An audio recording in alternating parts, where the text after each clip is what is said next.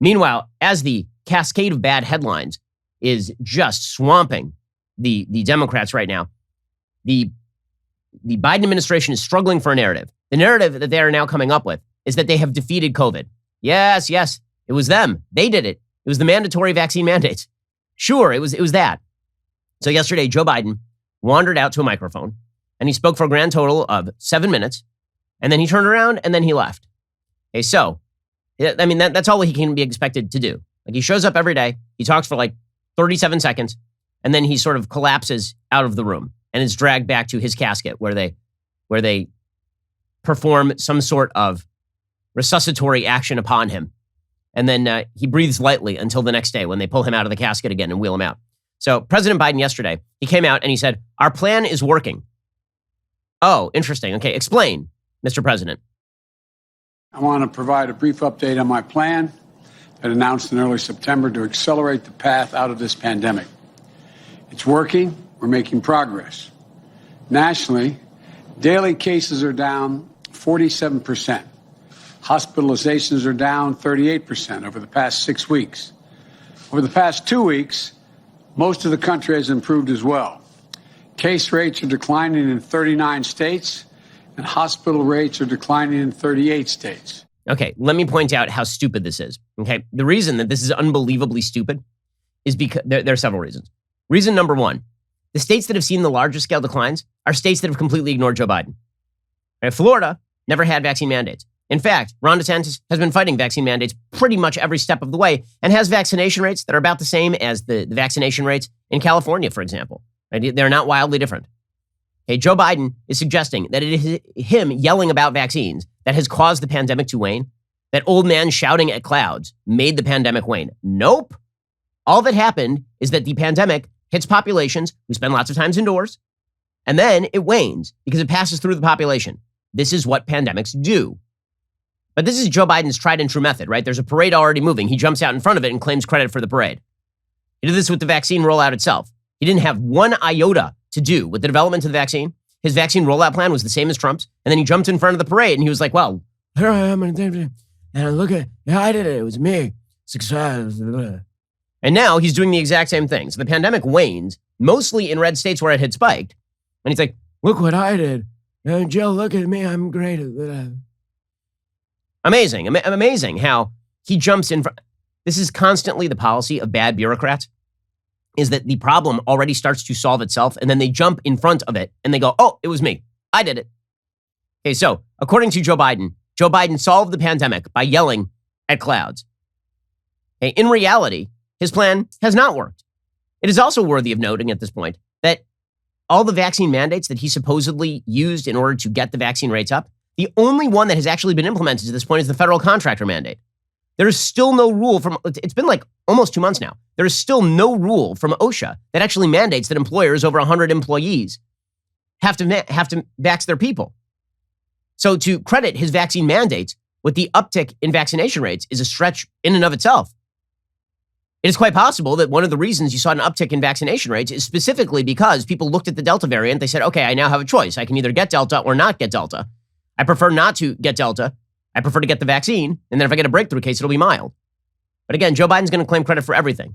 Now, what's amazing about Joe Biden and our current authoritarians is that they truly believe that you are bad. You are divisive because you refuse their authoritarian mandates.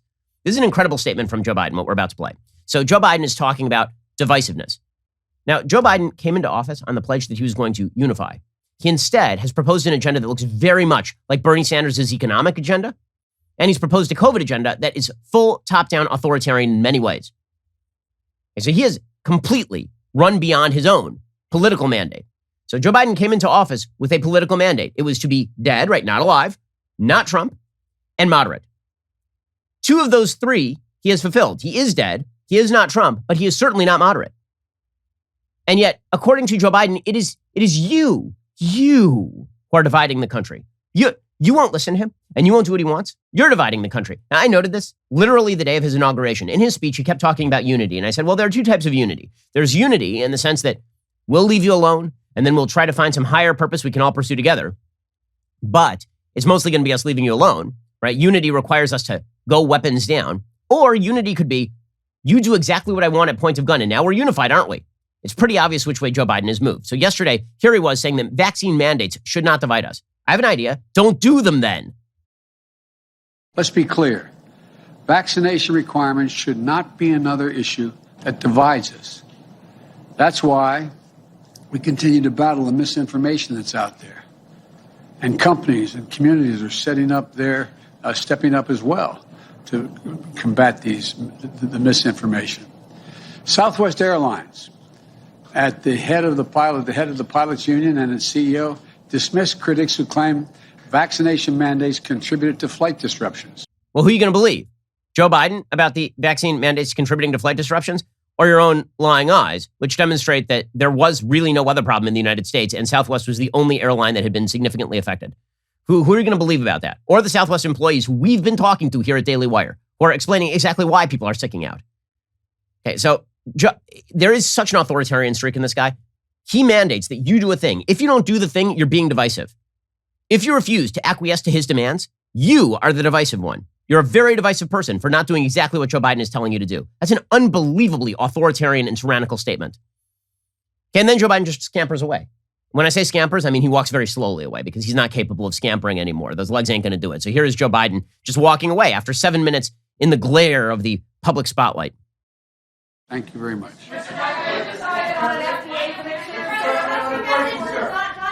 And then Joe Biden kind of fades away. Joe Biden, old presidents don't die. They just walk away. There's that president of the United States just sort of, he came out for a moment and then he went back down into his hole, which means, I believe, 6 more weeks of winter. Okay, so here's the thing. It is pretty obvious that whatever surge we had and waning we had nothing to do with Joe Biden. According to the New York Times, after a brutal summer surge driven by the highly contagious Delta variant, the coronavirus is again in retreat. The United States is recording roughly 90,000 new infections a day, down more than 40% since August. Hospitalizations and deaths are falling too. The crisis is not over everywhere. The situation in Alaska is particularly dire, but nationally the trend is clear, and hopes are rising that the worst is finally behind us. Again, over the past 2 years, the pandemic has crashed over the country in waves, inundating hospitals and then receding, only to return after Americans let their guard down. I love how the New York Times puts that. So it's that Americans let their guard down that causes the pandemic to spike. Except that it's spiking in blue areas too. It is all about, are you in proximity to other people? When it's cold outside, people go inside and then they get infected. When it's really hot outside, people go inside and then they get infected. Okay, that's all. And this baseline notion that if you get infected, it's because you have been sinful in some way is ridiculous. A lot of the people who are getting infected are people who got vaxxed. They're just getting breakthroughs. The New York Times says it's difficult to tease apart the reasons the virus ebbs and flows in this way, and harder still to predict the future. No, it's actually not all that difficult to explain. I just did it in 2 sentences. As winter looms, there are real reasons for optimism. Nearly 70% of adults are fully vaccinated. Many children under 12 are likely to be eligible for their shots in a matter of weeks. Federal regulators could soon authorize the first antiviral pill for COVID-19. Okay, by the way, Joe Biden said yesterday that parents are going to sleep more solidly at night, knowing that their children won't be in danger because of the vaccine. Those of us who've been watching the stats have been sleeping solidly at night about our kids for a long time. I wasn't sleeping solidly about my parents. My parents are 65. I've been sleeping very solidly about my 7, 5, and 1-year-old because kids aren't dying of this in anything remotely like significant numbers. Okay, that is not morally significant numbers. Every kid who dies is a morally significant life. But if you're talking about statistical significance, the grand total number of kids who have died in the United States from COVID-19 without serious pre-existing conditions, according to Dr. Marty Makary of Johns Hopkins University, is currently between 10 and 20. Not 10 and 20,000, 10 and 20. Hey, that is not the kind of thing that keeps me awake at night. I am not kept awake at night by the fact that that my child is in significant danger if 10 to 20 kids across a country of 330 million people have died of COVID without pre-existing conditions. Okay, but again, you must be cudgeled into the belief that these people have solved the problem as opposed to, the virus just doing what the virus does. We're in a battle for the culture and for our values. Like and subscribe to help keep our videos on the front line of the fight and top of your feed.